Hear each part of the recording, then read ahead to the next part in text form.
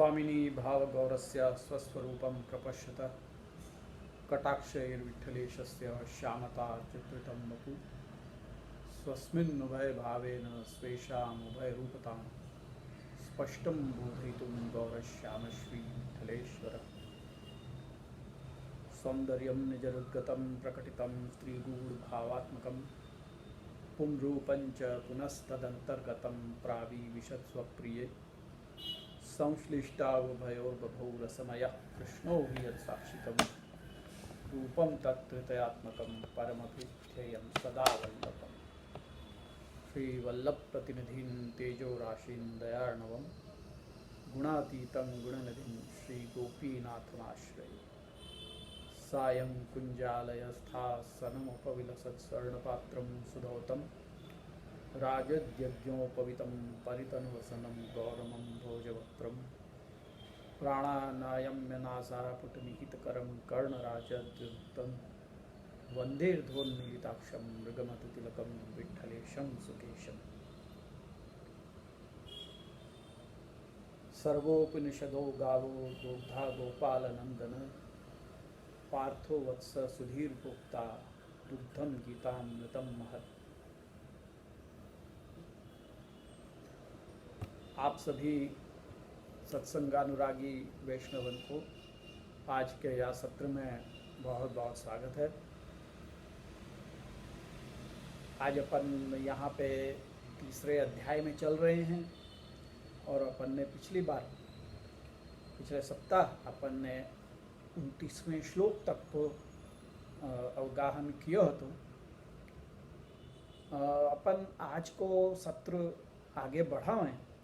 वासु पहले मैं एक क्वेरी जो आई है कमेंट्स में वाके ऊपर थोड़ा सा अपन ध्यान दे लें, फिर वाके बाद अपन आगे बढ़ेंगे। वो जो हर समय अपने को एक वैष्णव हैं, वो महानुभाव AB नाम के, उन्होंने ही ये अब की बार की भी क्वेरी भेजी है। तो मैं पहले वो क्वेरी पढ़ लूँ और वाके बाद अपन वाको समाधान देखने को प्रयास करेंगे। ऐसा है कि उनने यूँ पूछी है कि I have a confusion in versus 3.23 and 24, यानी 23वें और 24वें श्लोक में उनको थोड़ा सा कन्फ्यूजन है कि वास्तव में या को अभिप्राय क्या है। कह रहे हैं कि is creation a form of भगवान सच दैट इफ भगवान stops then everything stops, or is it that he manifests creation as something separate from him and works to maintain it? सबसे पहले तो अपन ये कौन से श्लोक की बात कर रहे हैं वो अपन देख लें। मैं ये कर रहे हैं 23वें और 24वें श्लोक की बात। 23वें श्लोक में ये कहा है, यदि ह्यहं न वर्तेयं जातु कर्मण्यतन्द्रिता मम वर्तमान वर्तन्ते मनुष्या पार्थ सर्वशः। और 24वें में है, उच्ति देयुरिमे लोका न कुर्याम कर्म चेदहम संकरस्य कर्तास्याम उपहन्यामिमाः प्रजा। अब ये श्लोक क्यों आयो ये भी अपन समझ लें। भगवान यहाँ पे अर्जुन को कर्म करने की आज्ञा कर रहे हैं। अर्जुन अगर यूँ कहे कि मेरे को कर्म में नहीं, मुझको आप में ही रुचि है, भक्ति में रुचि है, तथापि भगवान ऐसी आज्ञा कर रहे हैं कि तुमको कर्म करना चाहिए, केवल अपने लिए नहीं। तुमको कर्म फल की कोई आशा नहीं है, कोई बात नहीं, पर तेरे को लोक संग्रह के लिए करना चाहिए। क्यों? क्योंकि समाज में श्रेष्ठ जन जो हैं उनको अनुकरण समाज के अन्य लोग करते हुए हैं, और अर्जुन ऐसे ही समाज में श्रेष्ठ जन है, वो राजा के स्थान पे है। यद्यपि राजा तो युधिष्ठिर होंगे या होवे वाले हैं या हैं, परंतु अर्जुन को एक महान योद्धा के रूप में देखा जाए है और एक बड़ो क्षत्रिय धनुर्धर के रूप में सब लोग वाकू देखे हैं। यसु वाकी और सब लोग सामान्य जन बहुत वाको एक ऊंचो स्थान दे रखो है और यासु वाको अनुकरण करने वाले बहुत सारे हैं। यह कारण सु भी अर्जुन को भगवान आज्ञा कर रहे हैं कि तो लोक संग्रह के लिए कर्म करने चाहिए। जैसे 21वें श्लोक में कही है कि यद्यदाचरति षष्ठस्तत्तथैव इतरो जना स यत् प्रमाणम कुरुते लोकस्तदनुवर्तते। श्रेष्ठ जन जैसो जैसो आचरण करें हैं वैसो ही आचरण अन्य लोग भी करवे लग जाए हैं, और वो जो प्रमाण करें लोग वाको अनुकरण करें हैं। ये सबसे बड़ा एक मार्केटिंग स्ट्रेटजी भी है आजकल के ज़माने में कि अपने बड़े बड़े सेलिब्रिटीज़ को लाना और उनसे अपने प्रोडक्ट की एंडोर्सिंग करवानी, क्योंकि वो जैसे कहेंगे मैं फलाना प्रोडक्ट यूज़ करूँ हूँ तो वैसे ही बाकी सब लोग भी करेंगे, तो और करें ही हैं। तो वही बात यहाँ पे भी भगवान अर्जुन को समझा रहे हैं कि तू लोक संग्रह के लिए कर। यहाँ अब स्वयं अपनो उदाहरण दे रहे हैं भगवान कि मैं पृथ्वी पे मानव शरीर देह धारण करके आयो हूँ, ऐसो मेरे को भी कर्म करना पड़े है। ऐसा नहीं है कि मेरे को कर्म करके कछु प्राप्त हो जाएगा। ऐसा क्या है जो मेरे को प्राप्त नहीं है, जो मैं कर्म के द्वारा प्राप्त करूँगा? ऐसा तो कुछ भी नहीं है। भगवान तो सबके सबसे ऊपर हैं, कर्म आदि से ऊपर हैं। तथापि भगवान मनुष्य देह धारण करके या भूतल पे पधारे हैं तो भगवान भी या लिए कर्म करें हैं, क्योंकि लोक में वैसो ही आचरण नहीं तो होवे लग जाएगो। या 22वें में कह रहे हैं कि न मे पार्थास्ति कर्तव्यम त्रिषु लोकेषु किंचन नानावाप्तम अवाप्तव्यम वर्ते एव च कर्मणि। वहाँ स्वयं को उदाहरण देके भगवान कह रहे हैं कि मेरे को तो कोई करने की आवश्यकता नहीं है, तथापि ये तीनों ही लोक में मुझको कोई कर्म करने की आवश्यकता नहीं है, तथापि न अनावाप्तम अवाप्तव्यम वर्ते एव च कर्मणि। मेरे को कछु ऐसी वस्तु नहीं है कि जो मुझको प्राप्त नहीं है, जो प्राप्त करने के लिए मुझको कर्म करना पड़े, तथापि मैं कर्म में वर्तन करूँ हूँ, मैं कर्म करूँ हूँ। क्यों? तो वाक्य उत्तर यहाँ 23वें और 24वें में दे रहे हैं कि यदि ह्यहम न वर्तेयम जातु कर्मण्य तंद्रित मम वर्तमान वर्तन्ते मनुष्या पार्थ सर्वस्व। मैं यदि कर्म नहीं करूँगो, मैं सावधान होके यदि कर्म नहीं करूँगो तो क्या होगा? मम वर्तमान वर्तन्ते, मेरे वर्तन को अनुवर्तन अन्य मनुष्य भी करवे लग जाएंगे, और सर्वशः हे पार्थ मेरे वर्तन के अनुसार अन्य जन भी, अन्य मनुष्य भी मेरे अनुवर्तन करवे लग जाएंगे। और यदि ऐसा भयो तो उत्सीदेयुरे में लोका न कुर्याम कर्म चेदहम शंकरस्य च कर्तास्याम उपहन्यामि मा प्रजा। कि भाई वो यदि कर्म छोड़ देंगे और भक्ति या अन्य कुछ करवे लग जाएंगे, ज्ञान चले जाएंगे या भक्ति में चले जाएंगे, तो सारे मनुष्यन को तो मैंने भक्ति या ज्ञान के लिए नहीं उत्पन्न किए हैं। मैंने ये लीला सृष्टि रची है, तो वह सृष्टि को चलन भी होते रहना चाहिए, वहाँ को प्रवाह भी चलते रहना चाहिए। अगर सबके सब ज्ञान और कर्म में, ज्ञान में और भक्ति में लग जाएंगे तो कर्म कौन करेगा? कर्म नहीं करेगा तो कर्म फल को भोग करके आवागमन या भूतल पे आवागमन ये सब बंद हो जाएगा, क्योंकि या तो सब भक्ति करेंगे या फिर ज्ञान मार्ग में जाएंगे। ज्ञान मार्ग में जाएंगे तो मुक्ति होगी, और भक्ति मार्ग में जाएंगे तो वो मेरे को प्राप्त करेंगे, तो फिर यहाँ रहने वाले कोई बचेंगे ही नहीं। यस, पर मैंने सबको तो कर्म के लिए, मैंने तो सबको भक्ति या ज्ञान के लिए नहीं बनाए हैं, मैंने तो उनको कर्म के लिए बनाए हैं। तो वो ये कि मेरी इच्छा नहीं है कि वो भक्ति में जाएं, तथापि वो भक्ति या ज्ञान में जाएंगे, तो मैं उनको तो फल देवे वाला नहीं हूँ, मैं उनको भक्ति या ज्ञान को फल देवे वाला नहीं हूँ। तो यासु होएगो क्या कि उनको कोई फल मिलेगो नहीं, और वो लोग कर्म को ही उच्छेद हो जाएगो, और मैं शंकर को कारण बन जाऊँगा। यासु यहाँ भगवान ये आज्ञा कर रहे हैं कि मैं यासु कर्म करूं क्योंकि लोग मेरो अनुकरण करें हैं। ऐसा नहीं है कि if he stops everything will stops, it's not like that. What he is trying to say is के मैं यहाँ कर्म करूँ हूँ या के लिए कि अन्य लोग मेरो अनुकरण करें, और वाइस आपसू जो कर्म के अधिकारी हैं वो कर्म में जाएं और वो फिर वो कर्म को फल प्राप्त करें और फल को भोग के फिर वापस भूतल पे आवें। तो ये आवागमन को चक्र जो है, ये सृष्टि को चक्र जो है वो चलायमान रहे या के लिए। तो भगवान ने अलग अलग जीव अलग अलग अधिकार के बनाए हैं, तो वह हिसाब से ही उनको वर्तन करना पड़े है। तो यासु अब वो कह रहे हैं कि in this context I am trying to understand, ये जो प्रश्न करता है मैं उनकी बात कर रहा हूँ, कि वो ये पूछ रहे हैं आगे कि in this context I am trying to understand what is also the relationship of karma yoga and भक्ति एंड हाउ टू अंडरस्टैंड सर्वोत्तम स्तोत्र वर्स 18। अब वर्स 18 सर्वोत्तम स्तोत्र में कर्म मार्ग प्रवर्तक ये नाम आया है आचार्य चरण को, और यागादो भक्ति मार्गिक साधनत्वोपदेशक ये नाम भी आया है। तो वामे और या वर्ष में जो 19वें श्लोक में यहाँ पे कही गई है बात, वाके बीच में उनको थोड़ा सा कन्फ्यूजन है, तो वो भी अपन देख लें। 19वें श्लोक में क्या कही है? 19वें श्लोक में कही है कि तस्माद असक्तः सततम कार्यम कर्म समाचर असक्तो ही आचरण कर्म परमाप्नोति पुरुष। वो यही बात है यहाँ पे यागादो भक्ति मार्गिक साधनत्वोपदेशक में जो बात कही है वही बात यहाँ पे कही है कि आचार्य चरण कर्म मार्ग के प्रवर्तक हैं।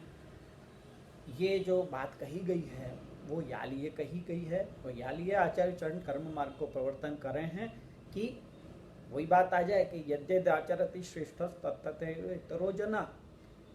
यदि आचार्य चरण कर्म मार्ग को प्रवर्तन नहीं करेंगे तो कर्म मार्ग को उच्छेद हो जाएगा, कोई वाक्य ऊपर चलेगा नहीं। यासु लोक संग्रह के लिए आचार्य चरण कर्म मार्ग को प्रवर्तक बने हैं, और आचार्य चरण कर्म मार्ग में यासु जाने हैं क्योंकि वो भगवत आज्ञा है। वेद कर्म को उपदेशक है, वेद में कर्म करने ये आज्ञा कही गई है, और वेद भगवत वाणी है। यासु वेद आज्ञा वो भगवत आज्ञा है। तो आचार्य चरण भक्ति को उपदेश देवे के लिए भक्ति के ही एक अंग के रूप में कर्म को माने हैं। कर्म को एक कर्म मार्ग के रूप में नहीं मान के भक्ति के अंग के रूप में माने हैं। तो यासु आचार्य को नाम यहाँ में बताया गया है कि यागादौ भक्ति मार्गिक साधनत्वोपदेशक, यानी आचार्य चरण ऐसे उपदेशक हैं जो याग इत्यादि यज्ञ वगैरह इत्यादि को भक्ति मार्ग को ही एक अंग मान रहे हैं कि भगवद आज्ञा है। जब अपन भगवद आज्ञा को पालन करने के लिए ही बद्ध हैं, अपन भगवद आज्ञा पालन करने के लिए अपन दास हैं। यासु भगवद आज्ञा पालन अपने को करना चाहिए, और वेद आज्ञा वो भगवद आज्ञा है। यासु वहाँ में जो फल बताया है वहाँ की तरफ न देख के उन यज्ञ यागादि कर्मन को अपन के करनो है केवल या लिए कि वो भगवद आज्ञा है। अब जैसे अपन आज सेवा के प्रकार में भी अपन कर्म मार्गीय कर्म करें हैं, उपासना मार्गीय कर्म मार्गीय बहुत सारे जो सेवा के अंग रूप हैं, जैसे कि अपन भट्टी पूजन इत्यादि करें बड़े बड़े उत्सवन पे, तो वो क्या है? वो कर्म मार्गीय है एक प्रकार को। और अपन ये जो सौम्याग इत्यादि करें हैं वो भी वाई लिए है, पर वाकु भक्ति मार्ग के अंग के रूप में करें हैं। ऐसे ही अपन उपासना मार्गीय भी बहुत सारी विधियां, जैसे अपन ये स्नान यात्रा को इत्यादि वो जो उत्सव करें हैं, वहाँ में चंदन यात्रा इत्यादि, ये सारे उपासना मार्गी के षोडशोपचार इत्यादि में आवे हैं। तथापि उनको अपन पुष्टि मार्ग में उन सबको अंगीकार करके उनको भक्ति मार्ग के एक अंग के रूप में कर रहे हैं, न कि स्वतंत्रतया उपासना मार्ग को अपन आचरण कर रहे हैं। अपन कर रहे हैं भक्ति मार्ग को आचरण तो भक्ति मार्ग में भक्ति या भगवत सुख मुख्य है, और कर्म मार्ग में भगवत आज्ञा मान के उनको करते जानो है। कर्म के मतलब फल में आसक्त हुए बिना अनासक्त हो के कर्म करनो, ये कर्म योग है। और भगवत प्रसन्नता के लिए भक्ति के साधन के रूप में उन कर्मन को करना हमें मुख्य भक्ति है, न कि कर्म। वो भक्ति योग है। वो आगे जाके अपन को 12वें अध्याय में और स्पष्टतया आचार्य ये भगवान अपने को 12वें अध्याय में भक्ति योग जाको नाम है, वहाँ में और भी स्पष्ट होगा, तो तब अपन देखेंगे।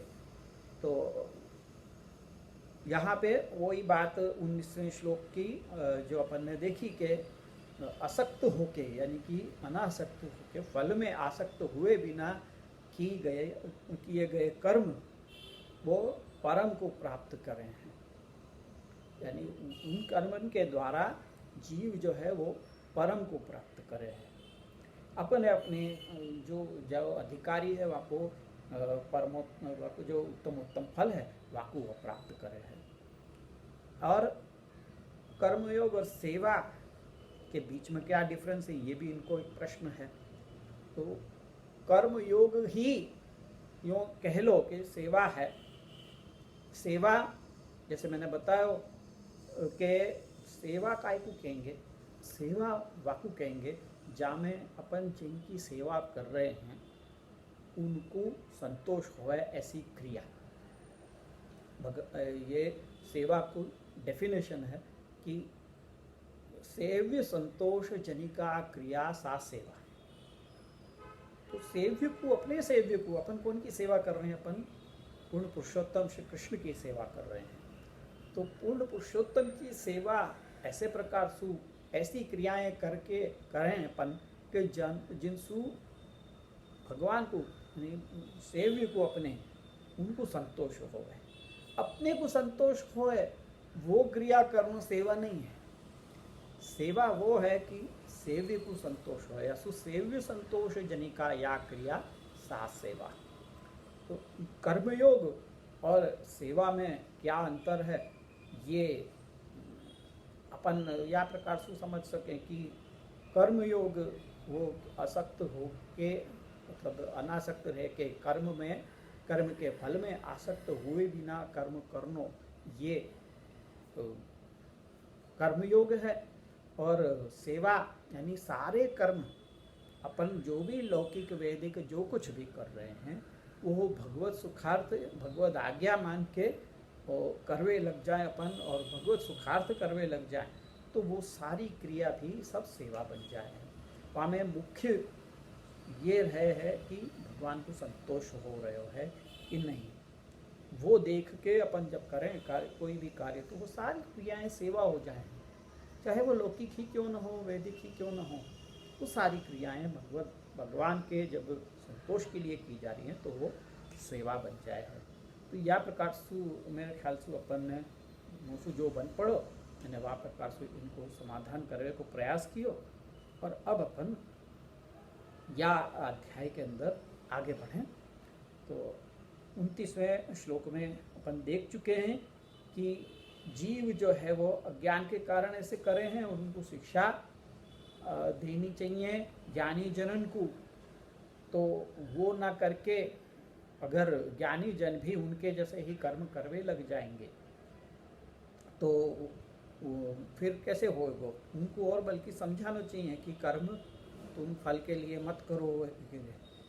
तो वाकु मना कर रहे हैं भगवान के 29वें में कि प्रकृतिर गुण सम्मूढ़ा सज्जनते गुण कर्मसु तान कृष्ण विदो मंदान कृष्ण विन न विचालयेत। कि जो प्रकृति के गुणन के द्वारा सम्मूढ़ चित्त वाले हो चुके हैं, प्रकृति के अपने अपने गुण हैं जो ऐसे जीवन के ऊपर हावी हैं, क्योंकि सत्व गुण, रजोगुण, तमो गुण इत्यादि और इनके मिश्रित भाव वाले ऐसे समूढ़ चित्त जिनको हो गया है, जो कंफ्यूज हो गए हैं, जो कंप्लीटली सरेंडर हो चुके हैं प्रकृति के गुणन को, ऐसे को वो तो सब गुण और कर्म में आसक्त हो जाए हैं। जो या तत्व को जाने हैं ऐसे जो ज्ञानी जन हैं वो लोग ऐसे प्रकृति के गुणन से सम्मूढ़ हुए चित्त वाले इनको यानी कि अज्ञानी जीवन को कंफ्यूज न करें। ये बात यहाँ 29वें में भगवान ने आज्ञा करी कि वो अपने अपने गुणन से सम्मूढ़ चित्त वाले हो चुके हैं या सु उनको ज़्यादा चलित करने को प्रयास नहीं करना चाहिए, क्योंकि वो उनके लिए ही बने हैं, वाई के लिए बने हैं।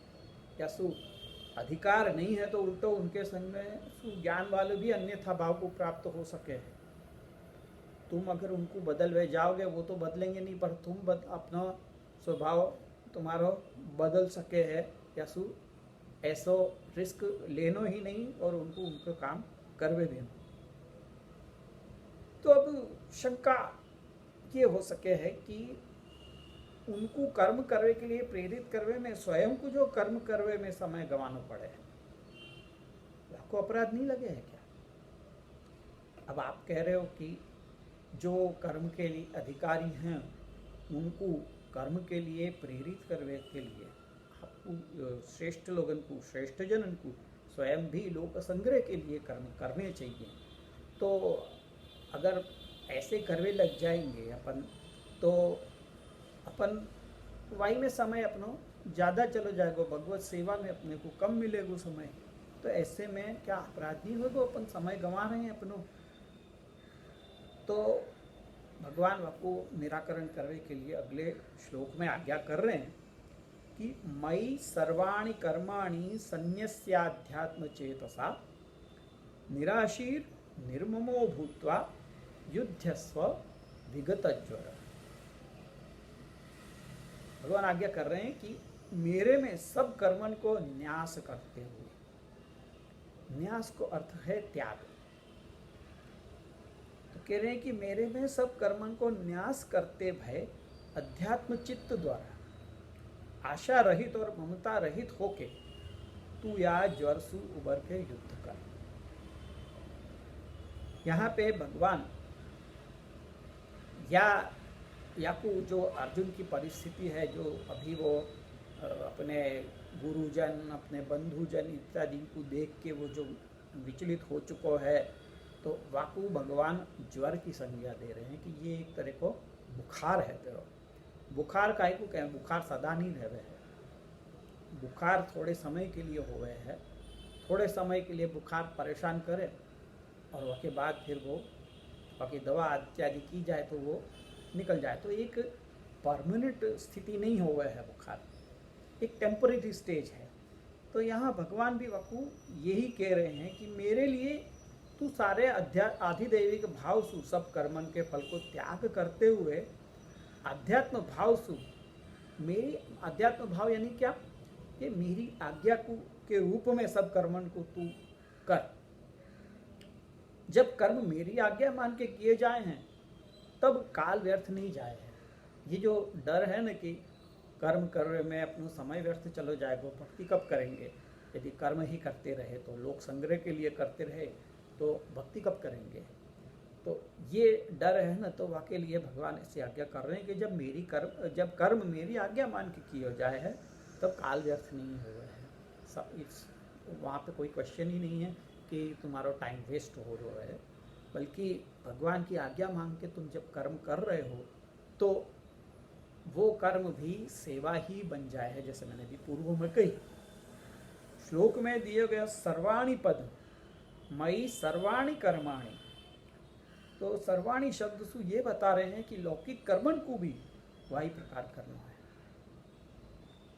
लौकिक कर्म को करते भय ही निराशी और निर्मम होके करवे को कही है। निराशी यानी आशा रहित होके कर्म करो कि मैं ये कर्म करूँगा तो मेरे को फलाने फल की आशा है, ऐसो कुछ मन में न रख के, जैसे कई की भगवत आज्ञा मान के करना है, तो ऐसे निराशी होके और निर्मम होके, यानी तू युद्ध कर, ये भगवान की आज्ञा है, तो युद्ध करवे के सु दो फल हो सके हैं, या तो हार होएगी या जीत होएगी। हार होएगी तो स्वर्ग आदि को फल मिलेगा क्योंकि मैं क्षत्रिय करते हुए मरो, यासु मुकु स्वर्ग आदि को फल मिलेगा और जीत हुई तो मेरे को राज्य को सुख मिलेगा, ये मगज में रखे बिना, ये दिमाग में रखे बिना मेरे को अर्जुन को युद्ध करने की भगवान आज्ञा कर रहे हैं कि राज्य कामना की प्राप्ति, राज्य प्राप्ति की कामना सु रहित होके तो को तेरो ये कर्म करनो है। और ये जो तेरे को अपने और पराये में भ्राता गुरु आदि को भाव रखे कि बुद्धि को ज्वर चढ़ो है, ये जो तेरे को खार है ये थोड़े समय को है, तो ऐसे ज्वर सु तू बाहर आके लौकिक ताप को त्याग करके मेरी आज्ञा सु युद्ध कर। तेरे लिए तो अन्य कोई कर्म ही नहीं, बल्कि क्षात्र धर्म को उद्देश्य में रख के मैंने कर्म करने की आज्ञा दी है, या लिए तू युद्ध ही कर, ये अर्थ है। अब टीकाकार अपने को फिर याद दिला रहे हैं कि जैसे मैं बार बार कहता रहूँ कि अपन को भी याद रखना चाहिए ये दिमाग में कि अर्जुन भक्त है और भक्ति को ही विशेष अधिकार है और बापू भक्ति को उपदेश देना चाहिए। तो यहाँ पे ये जो उपदेश अभी तक दिए जा रहे हो है वो अर्जुन के लिए भगवान ने कियो हो तो अर्जुन की आसक्ति भी वाई में हो जाती है, यानी कि युद्ध में कर्म में ही आसक्ति हो जाती। तो आगे जाके जो भगवान वाकु सर्व त्याग पूर्वक शरण में आवे को उपदेश देवे वाले हैं, जो 18वें अध्याय में अपन देखेंगे आगे जाके कि सर्वधर्मान परित्यज्य मामेकम शरणम व्रज, ये जो बड़ी आज्ञा भगवान की है वो आपको कोई आवश्यकता ही नहीं रहेगी। अगर अर्जुन को अधिकार कर्म में ही हो तो, युद्ध करवे में ही हो तो बाकी आसक्ति भगवान के उपदेश देवे सुवाई में हो जाती, परंतु वाको अधिकार या में नहीं है। या सो अर्जुन को भी भगवान के द्वारा विशेषता वाई के लिए किए गए उपदेश पे अधिकार है, यानी कि भक्ति के उपदेश पे अधिकार है वाको, या लिए वो बार बार भगवान सु अपने मतलब उनके द्वारा बताए गए धर्मन में वाकी प्रवृत्ति न होके वो बार बार भगवान सु अपने योग्य उपदेश पावे के लिए अलग अलग प्रकार से प्रश्न करते रह रहे हैं। यसु आगे भी वाके प्रश्न चलते रहेंगे। इतनों केवे के बाद में तो यदि वाको अधिकार युद्ध में ही हो तो वो युद्ध करवे लग जाता इतनों केवे के बाद में, पर वो नहीं कर रहा है, वो आगे और प्रश्न कर रहा है। तो यासु अब शंका ये होवे कि यह ऐसो होतो तो फिर अर्जुन को ऐसो उपदेश दियो ही क्यों जा रहा है, जो वाके लिए नहीं है, कि जाके वजह से अर्जुन को बार बार प्रश्न करने पड़ रहे हैं। तो वह समाधान दे रहे हैं कि अर्जुन के द्वारा सकल सन्मार्ग की प्रवृत्ति हो, ये आशय सु ही ऐसा कहे। देखो गीता, मैंने जैसे प्रारंभ में कई अपन ने आचार्य चरण के जो मत है गीता के विषय में वो अपन ने एकदम शुरुआत के सत्र में अपन ने देखे हो तो कि आचार्य चरण को मत है कि गीता भक्ति को शास्त्र है, पर वहाँ पे अधिकार सबन को है। गीता के उपदेश सुनवे को सभी के लिए कल्याणकारक है, चाहे वो भक्ति मार्ग को अधिकारी हो, चाहे कर्म मार्ग को अधिकारी हो, चाहे ज्ञान मार्ग को ही अधिकारी क्यों न हो। तो सारे जो भी सकल सन्मार्ग हैं उनकी प्रवृत्ति हो या आशय सु भगवान ने अर्जुन को उपदेश दिए, क्योंकि भगवान ये समझ रहे हैं कि यहाँ केवल मैं अर्जुन को ही उपदेश नहीं दे रहे हो, पर अर्जुन के थ्रू, अर्जुन के द्वारा मनुष्य मात्र को कल्याणकारक मैं यहाँ पे एक शास्त्र कहवे जा रहे हूँ। यासु वकु सकल सन्मार्ग की प्रवृत्ति करवावे के लिए वही आशय सु यहाँ पे कही है। तो ये बतावे के लिए अगले श्लोक में कह रहे हैं कि यदि अन्य भी या प्रकार कर्म करेंगे तो उनको कर्म बंधन में बंधनों नहीं पड़ेगा। तो वो 31वें श्लोक में आज्ञा कर रहे हैं कि ये में मतमिदम अनुतिष्ठन्ति मानवा श्रद्धावंतो अनुसूयंतो मुच्यन्ते सर्वकर्म भी। यदि तुम कर्म कर रहे हो तो कैसे प्रकार से करना चाहिए वो बता रहे हैं कि जो श्रद्धावान और असूया रहित मनुष्य मेरे या मतानुसार स्थिति करे हैं वो सब कर्मंसु मुक्त हो जाए हैं। कि जो भी सद्धर्म में उत्पन्न भय मनुष्य मेरे या मत के अनुसार जो मैंने कही है वह में श्रद्धा रखते भय और अन्यन के लिए सहिष्णु होके रहे हैं, यानी सहिष्णु का अर्थ है टॉलरेंस, टॉलरेंस होके रहे हैं, तो वो भी कर्मन के फल रूप उत्पन्न होने वाले फल भोग से मुक्त हो जाए हैं। तो मेरे मतलब जो भी या कर्म के जो उपदेश है वह अनुसार जो कोई भी कर्म करेगो और जो श्रद्धावान होएगो, जो श्रद्धा से या उपदेश को सुनेगो और जो अन्य मनुष्य के साथ में कोई प्रकार को ईर्ष्या भाव नहीं रखते होएगो, ऐसो व्यक्ति भी ऐसो जीव भी जो ये उपदेश को सुन के वाक्य अनुसार कर्म करेगो तो वाकु वो फल भोग से मुक्त हो जाएगा। जब कर्म को मेरी आज्ञा मान के और मेरे कहे पे विश्वास करते हुए किया जाए तो सारे कर्म मोक्ष के साधन बन जाए हैं। मोक्ष को साधन केवल ज्ञान नहीं है, कर्म को फल स्वर्ग आदि फल हैं, ज्ञान को फल मोक्ष है और भक्ति को फल भगवत प्राप्ति है। ये एक जो सोच है वाकु भगवान बदल रहे हैं, भगवान आज्ञा कर रहे हैं कि कर्म भी करवे सु मोक्ष प्राप्त किया जा सके है। क्योंकि जब आज्ञा भगवत आज्ञा मान के कर्म को किया जाए है और भगवान पे विश्वास रख के, यहाँ पे श्रद्धावान शब्द भी दियो है, तो जो कहे पे विश्वास हो है और करे तो अधिक फल की प्राप्ति हो है। श्रद्धा सहित अपन कोई कर्म करें तो फल अधिक प्राप्त हो है। यसु यहाँ पे कह रहे हैं कि जो श्रद्धा के साथ मेरी आज्ञा मान के कर्म को करेगो तो वो सारे कर्म फल के भोग से मुक्त हो जाएगा, अर्थात वो मोक्ष को साधन बन जाएगा कर्म भी। तो जो ये मान के कर्म को करें वो कर्म ही फल को सिद्ध करने में सक्षम है। अब ये उल्टो बता रहे हैं कि जो लोग ये मान के करें हैं कि कर्म ही फल को सिद्ध करने में सक्षम है, न कि भगवान की आज्ञा रूप करवे सु, तो उनको नाश हो जाए है। मतलब ये उल्टी बुद्धि है।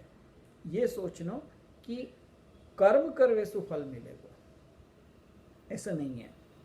वो भगवान आज्ञा कर रहे हैं 32वें श्लोक में कि ये तो एतद अभ्यसूयन्तो नानुतिष्ठन्ति मे मतम सर्वज्ञान विमूढ़ान स्थान विद्धि नष्टान अचेतसः। कि जो ये तो एतद अभ्यसूयन्तो, जो कुटिलता के करते हुए जो मेरे मत को में स्थिर नहीं रहवे है, वो सब ज्ञान पाके भी विमूढ़ चित्त वालों है और वाको चित्त ठिकाने नहीं रहे है, तो ऐसे इनको तो नाश ही हुए है। कह रहे हैं कि जो भी मेरे ये मत को जानते हुए अपनी कुटिलता के कारण हमें श्रद्धा रख के वैसा नहीं करे, ऐसे ज्ञान विमूढ़ जन, अर्थात सब जानते हुए भी स्वभाववश पे अमल नहीं करें, ऐसे शून्य हृदय वाले जनन को तू नाश पाए हुए भी जा। मेरी आज्ञा को छोड़ के कर्म करने वाले इनको नाश हो गए है, ये यह श्लोक को भाव है। तो अर्जुन को यह प्रश्न हो सके है कि भाई आपके मत को त्याग करके नाश के साधन में वो आखिर प्रवृत्त तो हो ही क्यों है? जब आपने आज्ञा कर दी तो फिर वह हिसाब से आपको मानना चाहिए। वो क्यों नहीं श्रद्धा रखे, वो क्यों नाश के साधन में प्रवृत्त हो गए हैं जीव, जो हुए हैं उनकी बात कर रहे हैं। तो वह को समाधान अगले श्लोक में कह रहे हैं कि सदृशम चेष्टते स्वस्याः प्रकृतिर ज्ञानवान भी प्रकृति में आंति भूतानि निग्रह किम करिष्यति। के ज्ञान वाले भी अपनी अपनी प्रकृति के अनुसार ही क्रियाएं करें हैं। क्यों? प्रकृतिम यान्ति भूतानि निग्रह किम करिष्यति। जो जन्म लेने वाले जीव हैं वो अपनी अपनी प्रकृति के अनुसार ही क्रिया कर रहे हैं, निग्रह उनको कुछ असर नहीं कर सके हैं। अपन बहुत सी बार देखे हैं कि बहुत से ऐसे उदाहरण अपन को जीवन में मिले हैं कि जहाँ में अपन ये देखें कि सब कुछ जानने वाले और बड़े ज्ञानी कहलावे वाले, जो बड़े वक्ता हैं और बड़े ज्ञानी हैं और जो हमेशा ऊंची ऊंची बातें करते रहे हैं, ऐसे ज्ञानवान भी कभी कभी ऐसे काम कर रहे हैं कि अपने को ये मन में प्रश्न आते कि अरे ये सब जानने वाले ऐसे क्रिया कर रहे हैं, या को क्या कारण है। तो वाको उत्तर या श्लोक में भगवान दे रहे हैं कि सदृशम चेष्टते स्वस्या प्रकृति ज्ञानवान। जो ज्ञानवान पुरुष है वो भी अपनी प्रकृति के अनुसार ही क्रिया कर रहे हैं। हमें भाव ये है कि जीव प्रकृति को अंश है, या लिए वो भगवान की वाणी के अनुसार न जाके अपनी प्रकृति के अनुसार वर्तन करे, क्योंकि वो को अंश है।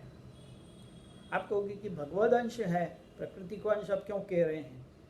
तो भगवद अंश तो तब तक है, मतलब भगवद अंश तो हमेशा है ही, परंतु भगवद अंश को प्रभाव, भगवद अंश होए हुए को प्रभाव के ऊपर तब तक है जब तक कि वो माया के चपेट में नहीं आ रहे हो है।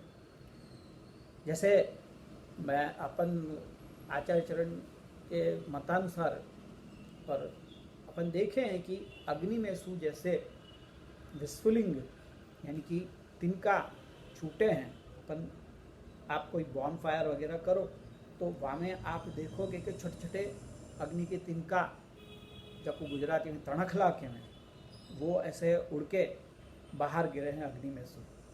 अपन कोयला इत्यादि भी अगर अपन सुलगावें तो वहाँ में जब अग्नि अच्छी तरह से उत्पन्न हो जाए तो वहाँ में से फिर छोटे छोटे तिनका बाहर छूटे हैं जो गर्म हुए हैं, और हमें रोशनी भी होवे है, पर फिर वो धीरे धीरे बाहर गिरवे के बाद में वहाँ में हवा लगे है, पानी लगे है कछु, तो फिर वो ठंडो हो जाए है, फिर वो एक कालो छोटा सा टुकड़ा बन के रह जाए है। तो वैसे ही भगवान में सु जीव व्युच्चरित भय हैं, ऐसा शास्त्र कहे है, ऐसा उपनिषद कहे हैं कि अग्नि में सु जैसे विस्फुलिंग छूटे हैं, ऐसे भगवान जब ब्रह्म ने अपने में सु जगत की उत्पत्ति करी तो ऐसे अपने में सु जीव उत्पन्न करे। तो जीव जब भगवान सु अलग होवे है तब वाके अंदर भगवान को सच्चित आनंद, ये तीनों अंश रहवे हैं, पर आनंद अंश जो है वो तिरोहित रहवे है, क्योंकि यदि आनंद अंश तिरोहित नहीं होगा तो लीला संभवेगी नहीं। यासु भगवान आनंद अंश को तिरोहित कर दें, तो जब वो तिरोहित अवस्था में है तब वो भगवद अंश रूप है।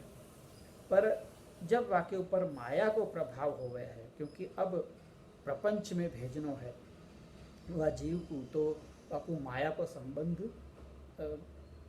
कराना पड़े है। तो जब आपको माया से संबंध हो गए है तब माया के जो गुण हैं, सत्व रज तम प्रकृति के जो गुण हैं, वो अपनों असर वाके ऊपर डाले हैं। तो वाकी वजह से वो अपनी अपनी प्रकृति के अनुसार कर्म करवे लग जाए है। यासु कहो कि यो यद अंश सतंग भजे, तो प्रकृति माया जन्य है, और माया क्या है, भगवान द्वारा दिए भय सामर्थ्य सु ज्ञान वाले को भी मोहित कर दे है। माया के अंदर भगवान के द्वारा दिए गए ये सामर्थ्य है, माया को अपनों सामर्थ्य नहीं है। ये बात भी आप ध्यान में रखियो कि माया को अपनों सामर्थ्य नहीं है, पर भगवान द्वारा दिए गए सामर्थ्य है। यासु वो ज्ञान वाले को भी मोहित कर सके है। तो ये बात मार्कंडेय पुराण में भी कही गई है, ज्ञानिनाम अपि चेतांसी देवी भागवती ही सा बलाद आकृष्य मोहाय महामाया प्रयच्छति। यानी कि महामाया भागवती देवी होने के कारण ज्ञानी के चित्त को भी बलपूर्वक आकर्षित करके मोह में डाल देवे है। तो ऐसी ये माया है। तो प्रश्न ये हो कि भाई सत्संग अथवा भगवान के वाक्य भी क्या ऐसे ज्ञानवान जो मूढ़ चित्त वाले हैं उनको प्रेरित नहीं कर सके हैं। तो कह रहे हैं कि सब जीव अपने अपने अधिष्ठान प्रकृति की ओर ही जाए हैं। प्रकृतिम यान्ति भूतानि, ये जो सत्संग और भगवत वाक्य इत्यादि हैं ये निग्रह को काम कर रहे हैं, पर जिनकी प्रकृति अधिक बलवान है उनके ऊपर भगवान के वाक्य या सत्संग आदि को भी प्रभाव नहीं हो रहे हैं। यासु कह रहे हैं कि प्रकृति सब जीव जो हैं वो अपने अधिष्ठान प्रकृति की ओर ही जाए हैं। यासु ये बतावे के लिए या श्लोक के अंदर भूतानी शब्द दिया गया है, जो कि एक नपुंसकलिंग शब्द है। ऐसे फलम फले फलानी, ऐसे भूतानी ये बहुवचन है, यानी सभी जीव। यहाँ पे जीव नहीं कहते, जन्म लेवे वाले यूँ कहिए, यानी जिनको प्रकृति के साथ संबंध हो गया है। भगवान सु अलग होनो एक स्थिति है और जन्म लेनो ये दूसरी स्थिति है। तो ये जन्म लेनो ये प्रकृति के गुणन में आ जाए के कारण है। यासु ये जन्म लेनो मरनो या को अवस्थाएं बदलनो और मृत्यु को पानो, ये सारी अवस्थाएं जो हैं वो ये माया के ये प्रकृति के प्रभाव में आके जीव को होवे है। बाकी जीव को भी भगवान के जैसे न तो कोई जन्म होवे है न बाकी मृत्यु होवे है। ये बात अपन ने पहले ही समझ ली दूसरे अध्याय के अंदर।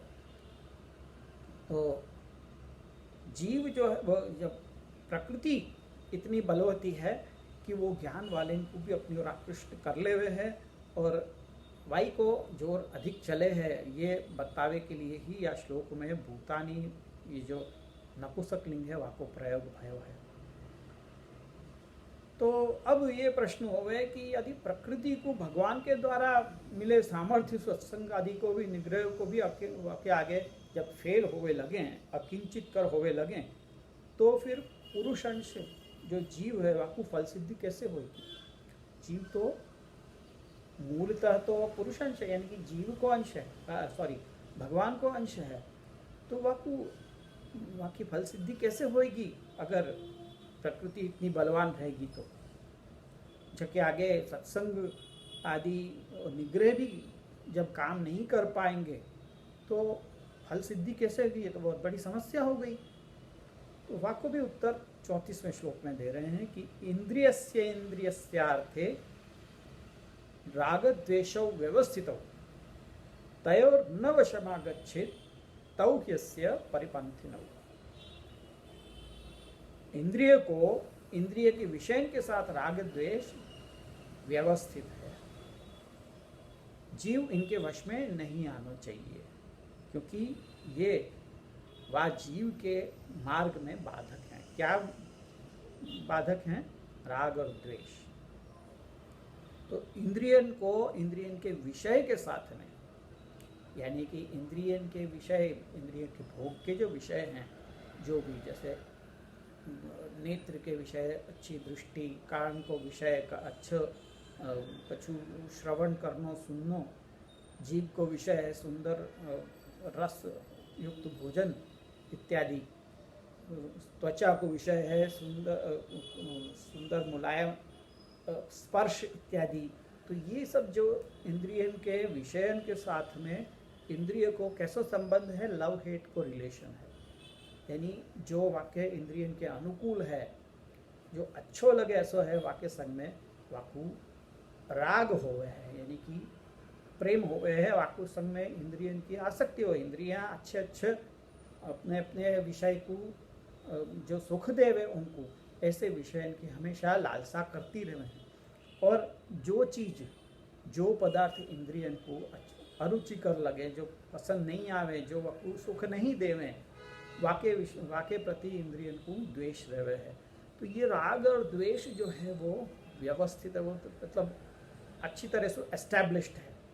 यासु जीव को ये राग और द्वेष सु विचलित नहीं हुआ के वश में नहीं आना चाहिए। अगर वो वश में नहीं आयो तो फिर वो जीव के अपने जो भगवद अंश रूप जो है वो अपने अपने फल की सिद्धि कर लेगो। पर यदि इनके वश में आ गयो तो फिर इनके ही अंदर फंस के रह जाएगा। तो कहने का तात्पर्य ये है कि अपने अंश रूप जीव को मोह उत्पन्न करावे को सामर्थ्य माया को भगवान द्वारा ही दियो गयो है। या लिए भगवद अंश होने के कारण जीव यदि इंद्रिय के वश में नहीं होए तो वाको मोह नहीं हो पाएगा। माया को अपने सु यानी कि माया से संबंधित मोह उत्पन्न करे को सामर्थ्य पिछले श्लोक में प्रयुक्त नपुंसक लिंग यानी भूतानी सु जता दियो तो अब या श्लोक में जीव के लिए अस्य ये पुल्लिंग पद को प्रयोग किया।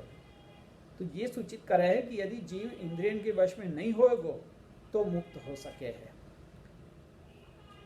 यही समझावे के लिए श्रीमद् भागवत के तृतीय स्कंध के अंतर्गत कपिल देवती जी के संवाद में कपिल देव जी आज्ञा कर रहे हैं कि जीव को जा प्रकार को बंधन स्त्री संग और स्त्री संगीन के संग सु होवे है वैसो बंधन अन्य कोई कारण सु नहीं होवे।